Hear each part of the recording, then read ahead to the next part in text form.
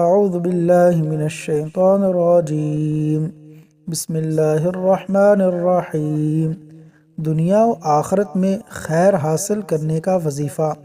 نبی کریم صلی اللہ علیہ وسلم کثرت سے یہ دعا پڑھتے تھے: اللہم ربنا آتنا فی الدنیا حسنہ، اللہم ربنا آتنا فی الدنیا حسنہ وفی الآخرۃ حسنہ وفی الآخرۃ حسنہ وقنا عذاب النار وقنا عذاب النار۔ ترجمہ: اے اللہ ہمارے پروردگار، ہمیں اس دنیا میں اور آخرت میں بھلائیاں عطا فرما اور ہمیں آگ کے عذاب سے بچا۔ صحیح بخاری حدیث نمبر 4522۔